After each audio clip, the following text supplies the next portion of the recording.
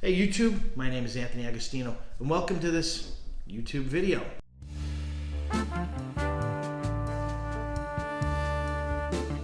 And today what we're going to talk about might not be what you would expect from a real estate education type video. In fact, in the past I've been accused of being considered the anti-real estate coach. What I mean by that is that oftentimes when people come to me, bright-eyed and bushy-tailed, looking for that big win in real estate, I spend a considerable amount of time questioning their basis, the reason, their foundations for coming in here. Not because I don't want them to invest in real estate, but because if we're going to have a conversation, and if I'm going to help you go down this road, I want to ensure for myself and for you that you start this journey with an accurate understanding of what may be ahead for you and not some delusion that you've taken on because of some hyped up video where real estate is this get rich quick scheme. For example, one of my good friends, Ronald Skelton, who is now podcaster for How to Exit, used to say real estate is real estate is the hardest way to make an easy living. In other words, it looks really easy from the outside because you can reduce it to buy a house, fix a house, sell the house. And you can watch advertisements with Lamborghinis and cars and champagne bottles, but what you don't see are the dirty job sites, the muddy job sites, the failed inspections, and you don't see all of the things that inside of that small world of buy, remodel, and sell is a host of not only activities, but skill sets that you're going to need to have to help you along the way. Some of the things, for example, like I said, I think this industry suffers from oversimplification. Buy, remodel, sell, or that cart in front of the horse, where they see the advertisement and they see the Lamborghini and they see the adventure and they see the travel, but they don't see the hundreds of hours, thousands of hours. They don't see the mistakes. They don't see the lost money, the sleepless nights. There's a lot that goes into this. One of the things that I think happens to a lot of education in real estate is this idea that I'll call cursed knowledge.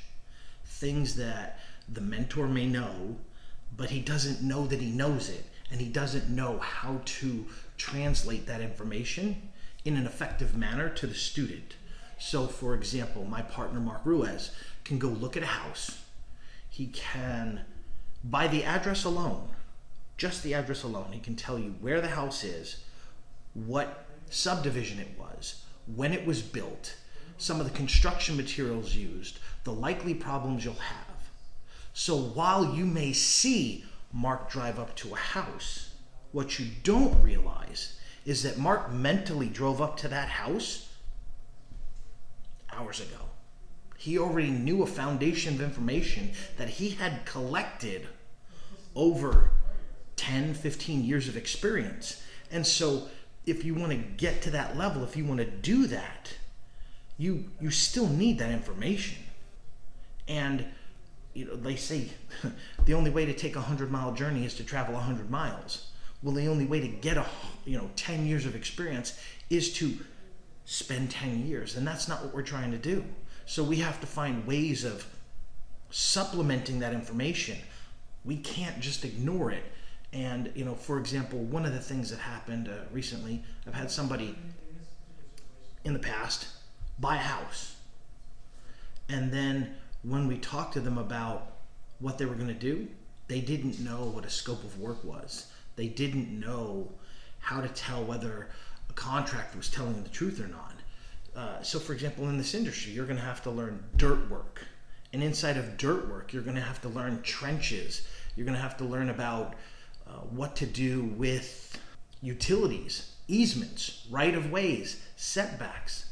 All of these things need to be handled before doing it. So maybe another issue.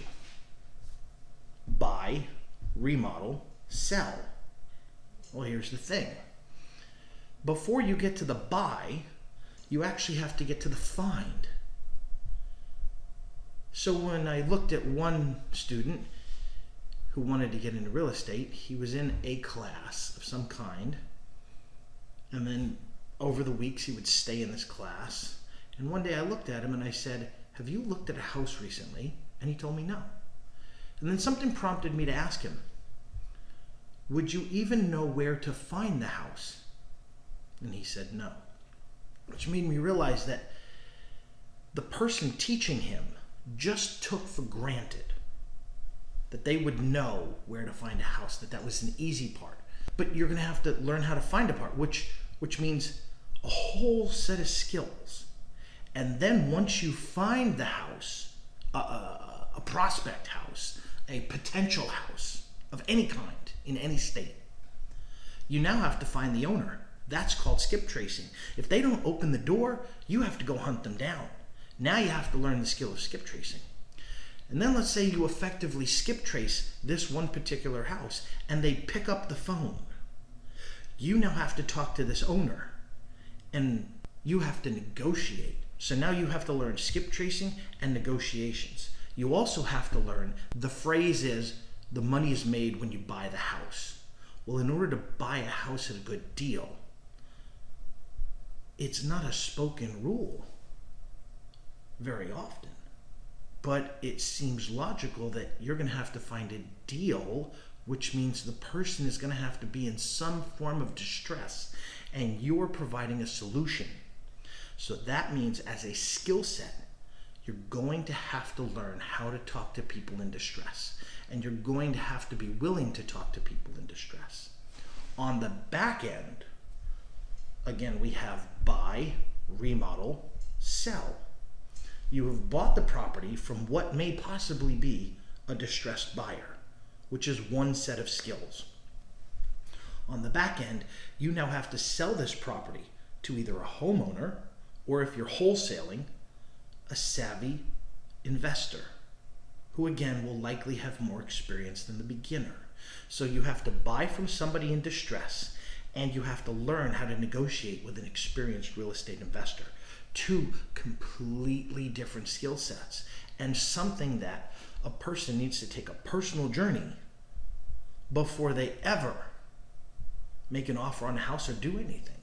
So that's when I say, I may be considered the anti-real estate coach, because I'm not trying to run somebody off, but my effort is to get you in here on a solid foundation. So for example, I was in the Marine Corps, and most people will say, oh, well, they're yelling and they're screaming or they're challenging you in boot camp.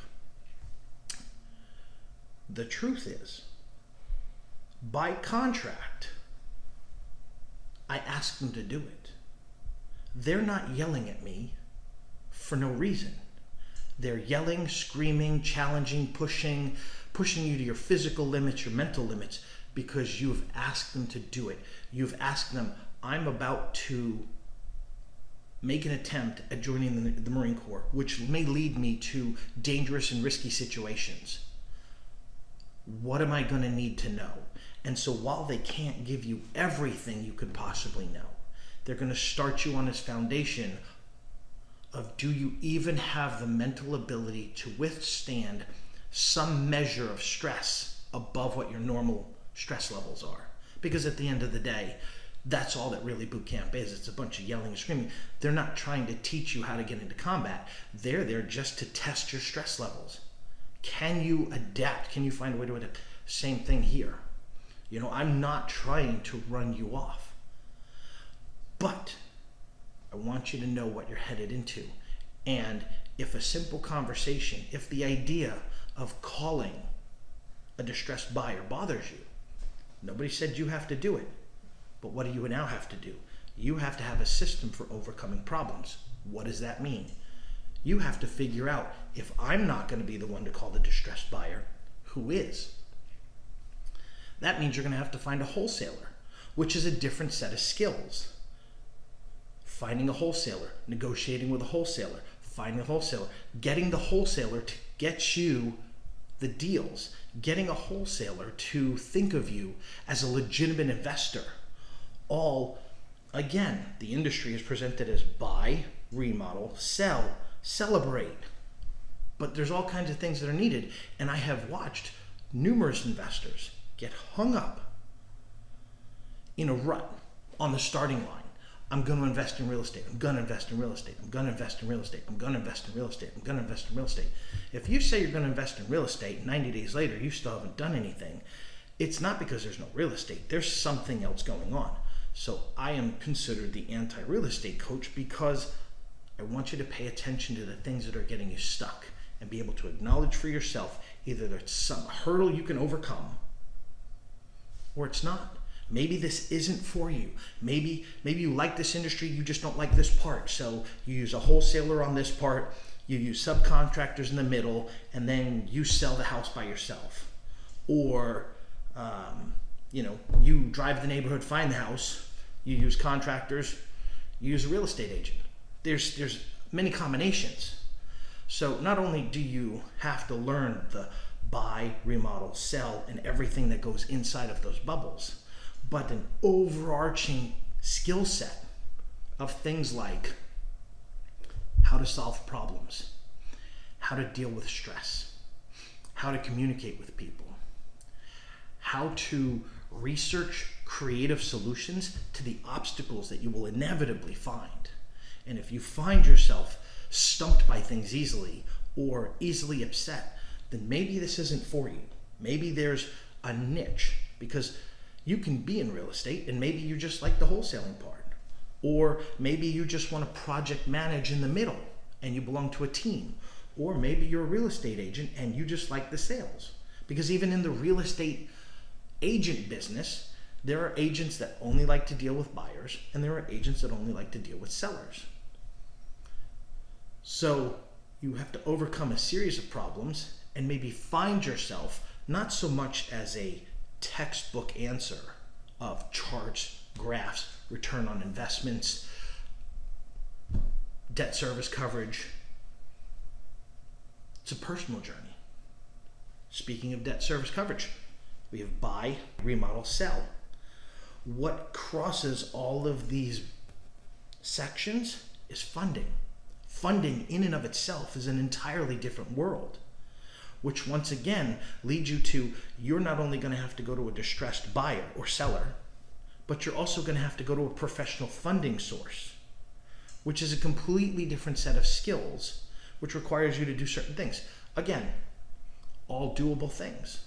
But before you quit your job or put yourself at risk or tell the world, put your banner out there that you're going to take over the world in real estate, understand that the infomercials that you may have watched in the past, or anybody may have watched in the past, where it's buy, remodel, sell, is a gross understatement of what world you're about to get in. So, in summary, before we close, let's kind of go over what we just sort of went over, because that was a lot. Welcome to real estate.